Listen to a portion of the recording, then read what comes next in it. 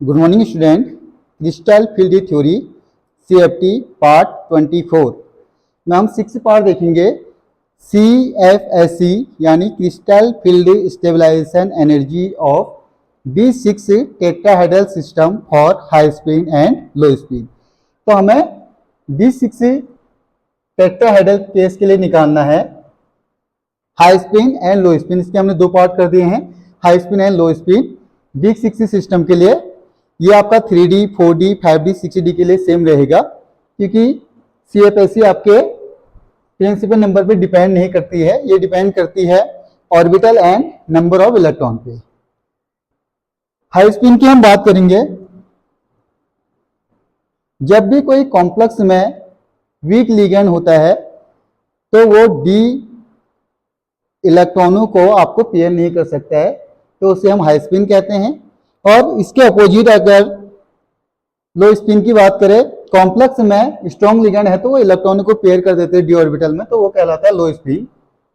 Simple भाषा में बात करें, जिसमें मैक्सिमम अनपेयर्ड इलेक्ट्रॉन होंगे हाई स्पिन, जिसमें मिनिमम अनपेयर्ड इलेक्ट्रॉन होंगे लो स्पिन, वो भी according to ligand.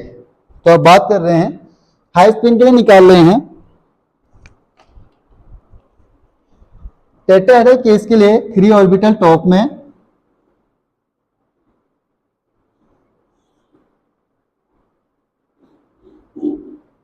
1, 2, 3 and bottom में 2 ऑर्बिटल। ये ऑर्बिटल होते हैं DXY, DXZ, DYZ, DX² dash Y² and DZ²। ये है बेरी सेंटर।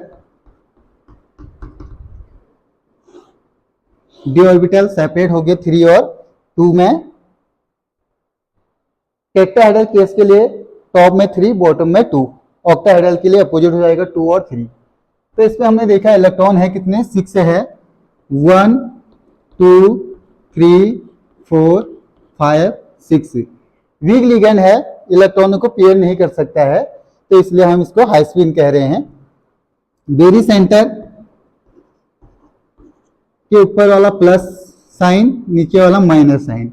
इसके लिए जो वैल्यू निकालेंगे वो निकलेगी अपोजिट में जो ऑर्बिटल है उसमें मैक्सिमम इलेक्ट्रॉन कितने आ सकते हैं। इसके लिए अपोजिट में है 2 ऑर्बिटल, मैक्सिमम इलेक्ट्रॉन 4, तो +4 dq या 10 से डिवाइड करके प्लस 0.4 del 0। इसके लिए वैल्यू माइनस आ गई, वेरी सेंटर के नीचे है, तो अपोजिट में 3 ऑर्बिटल है, मैक्सिमम 6 आएगा, -6 dq, या इसको हम 10 से डिवाइड करेंगे -0.6 del 0। dq और del 0 आपके पैरामीटर है।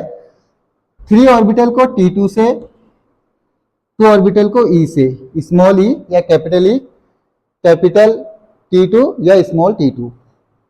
अब देखते हैं इसका जो फॉर्मूला है CFSE निकालने के लिए, क्रिस्टल फील्ड स्टेबलाइजेशन एनर्जी निकालने के लिए, CFSE is equal to N into T2 plus second bracket में M into T2, sorry M into E।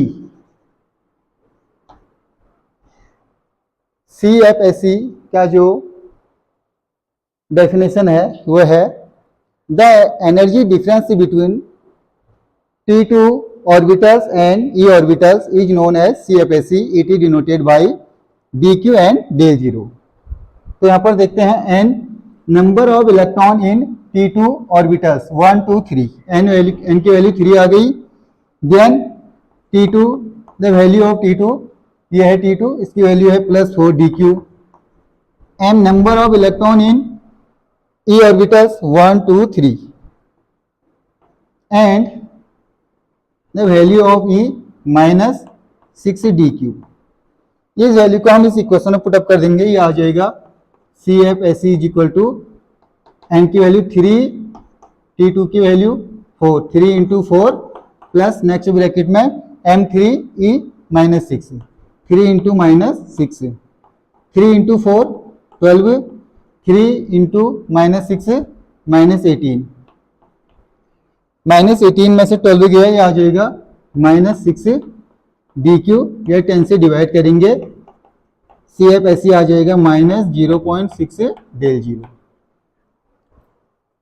High spin की बात कर रहे हैं तो इसकी वैल्यू आ गई -0.6 डेल जीरो। आप देख रहे हैं लो स्पिन यानी लिगेंड स्ट्रॉन्ग के लिए पहले ऑर्बिटल बना देंगे, ऑर्बिटल सेम रहेगा, 3 orbital and 2 orbital, T2 and E, very center, dxy, dxz, dyz, dx square, dy square and dz square, value +4 dq और -6 dq। इलेक्ट्रॉन है 6 इलेक्ट्रॉन, स्ट्रॉन्ग लिगेंड है तो ये आएगा, देखो 1 2 3 4 5 एंड 6 इसी में डाल दो, कोई दिक्कत नहीं। ये है, पेयर कर दिया इसने। यहां पर फॉर्मूला आएगा